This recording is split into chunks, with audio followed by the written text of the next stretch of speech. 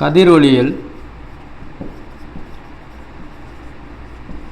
அந்த கதிரொளியில் உள்ள ஒரு முக்கியமான 3 மார்க் கொஸ்டின். ரே ஆப்டிக்ஸ் வேறு ஒன்றும் இல்லை, 3 மார்க் கொஸ்டின் ஆல்ரெடி இங்கே எழுதியாச்சு. அப்போ ஓகே, என்னது அப்படின்னா எஃப் மற்றும் ஆருக்கு இடையேயான தொடர்பு.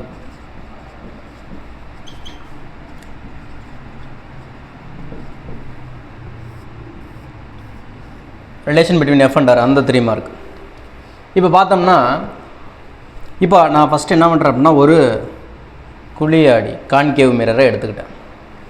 கான்கேவ் மிரரை எடுத்துக்கிட்டோம் அப்படின்னா மையம் வழியாக போகிறத நம்ம என்ன சொல்லுவோம் அப்படின்னா முதன்மை அச்சு, பிரின்சிபல் ஆக்சிஸ் பி அப்படின்னு சொல்லுவோம். மையத்திலேருந்து ரேஸ் வந்து ஃபால் ஆகி இதில் படும். அப்போ முதன்மை அச்சுக்கு இணையாக செல்லக்கூடிய கோடு ஆடியில் பட்டு எது வழியாக எதிரொலிக்கும் அப்படின்னா முதன்மை குவியம் வழியாக எதிரொலிக்கும். அப்போ போலுக்கும் எஃப்க்கும் உள்ள இந்த டிஸ்டன்ஸ் நம்ம என்ன சொல்லுவோம் அப்படின்னா குவிய தூரம்னு சொல்லுவோம். குவிய தூரம். அப்போ குவிய தூரம் என்னது? பிஎஃப். அடுத்து இது ஒரு குவிய தூரமாக. அதுக்கப்புறம் இந்த ஆடியோடைய மையப்புள்ளி, இந்த ஆடி பார்க்குறதுக்கு எப்படி இருக்குது? ஒரு அரை வட்டம் மாதிரி இருக்குது. முழு வட்டம் அப்படின்னா இந்த ஆடியோடைய மையப்புள்ளி யார் அப்படின்னா சி அப்படின்னு சொல்லக்கூடிய சென்டர் ஆஃப் கர்வேச்சர். ஓகேங்களா? வளைவு ஆரம். அப்போது இந்த பிக்கும் சிக்கும் உள்ள அந்த டிஸ்டன்ஸ் இருக்குது பார்த்தீங்களா? இந்த டிஸ்டன்ஸு நான் இங்கேருந்து வரைகிறேன். இந்த டிஸ்டன்ஸ் நம்ம என்ன சொல்லுவோம் அப்படின்னா ஆர் அப்படின்னு சொல்லுவோம். ஆருங்கிறது எதை குறிக்கும் அப்படின்னா வளைவு ஆரம் ஆர்.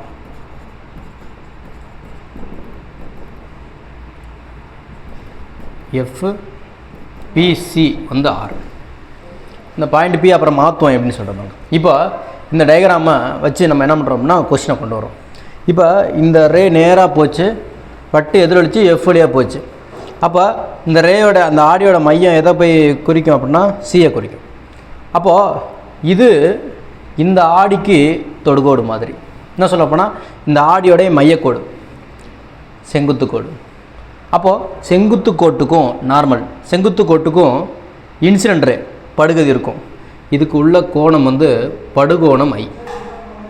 அப்போ இது படுகோணம் ஐ அப்படின்னா இது எதிரொலிப்பு கோணமாக இருக்கும், அது ஆர். அப்போ ஐ வந்து நமக்கு எப்போவுமே எதுக்கு சமமாக இருக்கும்? ஆருக்கு சமமாக இருக்கும். அப்போ படுகோணம் ஐ வந்து ஆருக்கு சமமாக இருக்கும். ஓகே, இப்போது இங்கே என்ன இருக்கோ அதே தான் இங்கேயும் வரப்போகுது. அப்போ இங்கே ஆர் இருக்குதுன்னா இங்கே என்னவாக தான் இருக்கும் அப்படின்னா ஆராக தான் இருக்கும். என்ன சொல்ல போனால் இங்கேயும் என்னவாக தான் இருக்கும்? ஐயாக தான் இருக்கும். ரைட்டா? இப்போ நான் என்ன பண்ணுறேன் அப்படின்னா முக்கோணம் நமக்கு வேணும். அதுக்காக நான் ஒரு செங்குத்து கோடு வரைகிறேன். எங்கே வரைகிறேன் அப்படின்னா இங்கே வரைகிறேன். அப்போ ஒரு செங்குத்து கோடு வரைஞ்சாச்சு. இப்போ இதை இடத்த நான் என்ன சொல்கிறேன்னா எம் அப்படின்னு சொல்கிறேன். இப்போ நமக்கு இதில் 2 ட்ரையாங்கிள் கிடைக்குது. ஃபஸ்ட்டு ட்ரையாங்கிள் என்ன அப்படின்னா இந்த பாயிண்ட் பியை இங்கே வச்சுக்கலாம், ஏன்னா இது ரெண்டும் பக்கமாக தான் இருக்குது. அப்போ ஃபஸ்ட்டு ட்ரையாங்கிள்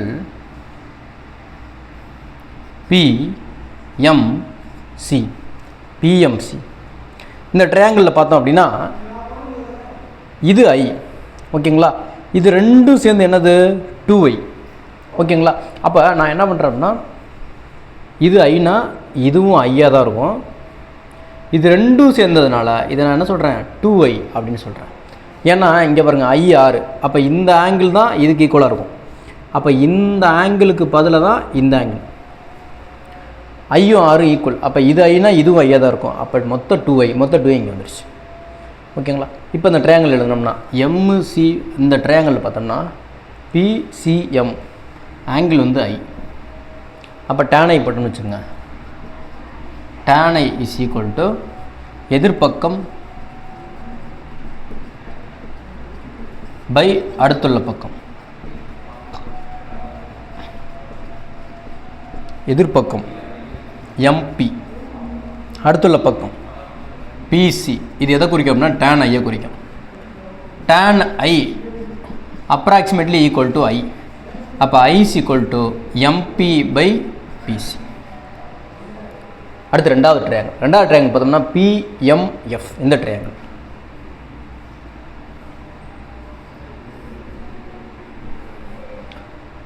பிஎம்எஃப்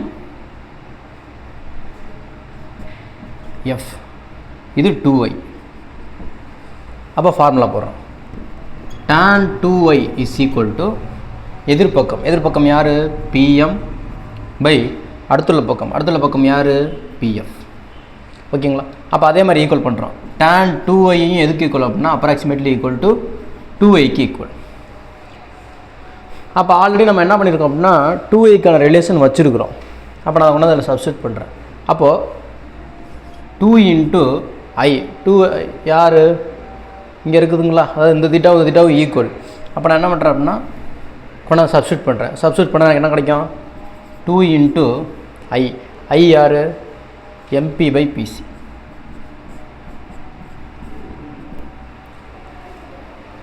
ரைட்டா? அப்போ tan 2y வந்து tan ஐக்கு ஈக்குவல். அப்போ 2y is equal to I. அப்போ ஐக்கு பதிலாக என்ன இருக்குது? M P by PC.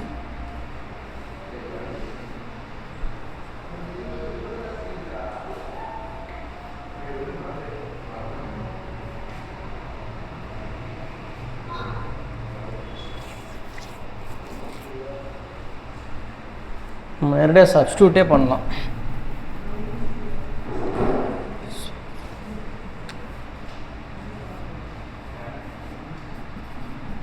டூஐ P F M. இப்போ நான் கொண்டு போய் சப்ஸ்டியூட் பண்ணுறேன். எதில் சப்ஸ்டியூட் பண்ணுறேன்? இதில் சப்ஸ்டியூட் பண்ணுறேன். அப்போ இதில் சப்ஸ்டியூட் பண்ணோன்னா 2y is equal to PM by PF. அப்போ 2 இன்ட்டு ஐக்கு பதிலாக அந்த MB by PC is equal to PM by PF. எம்பினாலும் பிஎம்னாலும் ஒன்று தான். அப்போ அதை நான் கேன்சல் பண்ணுறேன். கேன்சல் பண்ணால் பிஎஃப் இங்கே போயிடும், பிசி இங்கே போயிடும். அப்போ 2pf is equal to P C. P F எதை குறிக்கும் அப்படின்னா ஃபோக்கல் லென்த் எஃப் குறிக்கும். அப்போ 2f இஸ் ஈக்குவல் டு பிசிங்கிறது எதை குறிக்கும் அப்படின்னா ரேடியஸ் ஆஃப் கர்வேச்சர் குறிக்கும், ஆரை குறிக்கும். அப்போ R F is equal to r/2. எவ்வளோ தான். நான் என்ன பண்ணேன்னா ஈக்குவல் பண்ணலான்னு பார்த்தேன். ஈக்குவல் பண்ணவே தேவையில்லை, சப்ஸ்டியூஷன் பண்ணாலே அது ஈஸியாக தான் வருது. ஓகேங்களா? இதுதான் அந்த கொஸ்டினை. ஃபாலோ பண்ணிக்கோங்க.